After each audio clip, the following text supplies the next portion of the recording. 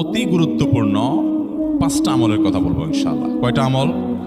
5টা আমলের কথা বলবো জীবনের তরে। এই 5টা আমল সারা জীবন নিয়মিত আঁকড়ে ধরবেন, আমল করবেন। যারা নিয়ত করতেছেন হাত তোলেন। আল্লাহ আমাদের সবাইকে আমল করার তৌফিক দান করুন। আল্লাহ আমাদের সবাইকে কবুল মঞ্জুর করুন।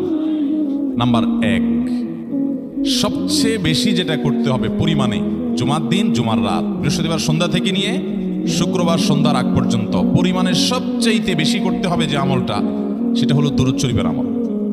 কিসের আমল? ভাইরা, দুরূদ এমন একটা আমল, আপনি যদি শুধু দুরূদের এই আমলটাকে আঁকড়ে ধরেন, সবসময় আপনার মুখ দিয়ে দুরূদ বের হতে থাকে, পড়তে থাকেন, তো নবী করিম সাল্লাল্লাহু আলাইহি সাল্লামের ভাষ্য অনুযায়ী, তার ওয়াদা অনুযায়ী, ইদান তুকফা হাম্মুক ওয়া তুগফার যামবুক, তোমার যত পেরেশানি আছে নবী সাল্লাল্লাহু আলাইহি সাল্লাম বলেছেন, এই সব পেরেশানি দূর করার জন্য এই দুরূদের আমলটা যথেষ্ট হবে ইনশাআল্লাহ। নাম্বার 2, জুমার দিন উপলক্ষে অন্য যে কোনো দিনের চাইতে জুমার দিন অর্থাৎ শুক্রবারের ফজর নামাজ পুরুষরা মসজিদে জামাতের সাথে পড়বেন, জামাতের সাথে পড়ার নিয়ত করবেন পাক্কা। কারণ অন্য যে কোনো দিনের ফজর নামাজ না, শুধুমাত্র যত নামাজ আছে, নবী করিম সাল্লাল্লাহু আলাইহি সাল্লাম বলেছেন, আফদালুস সালাওয়াতে ইনদাল্লাহ, আল্লাহর কাছে দুনিয়ার সব নামাজের মধ্যে, 5 ওয়াক্ত সাধারণ নামাজগুলোর মধ্যে সবচেয়ে উত্তম নামাজ হলো সলাতুল ফজরে মাআল জামাআতে ইয়াউমাল জুমআ, জুমার দিন ফজরের নামাজ জামাতের সাথে আদায় করা হলো যত নামাজ আছে এর মধ্যে সবচেয়ে শ্রেষ্ঠ নামাজ।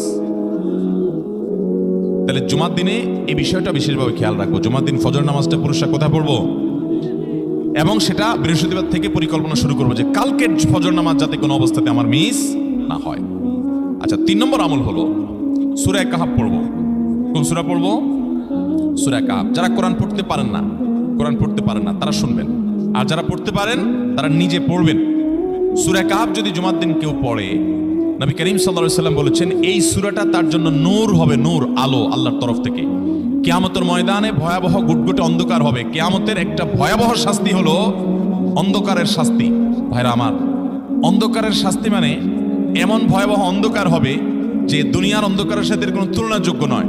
সেই ভয়াবহ অন্ধকারে কিছু আমল আছে যে আমলগুলো মানুষের ওই অন্ধকারের মধ্যে আলোর কাজ দিবে। এর মধ্যে একটা হলো অজুর অঙ্গগুলো যদি কেউ ভালো করে অজু করে, সুন্দর করে ডলে ডলে যেন শুকনা না থাকে, উত্তম রূপে যদি অজু করে, কেউ পানি অপচয় না করে, পানি অল্প নয় কিন্তু ডলে বেশি, সুন্দর করে যদি কেউ অজু করে, এই অজুর অঙ্গগুলো কিয়ামতের ময়দানে উজ্জ্বল হয়ে জ্বলজ্বল করে জ্বলতে থাকে এবং তার জন্য আলোর কাজ দেয়।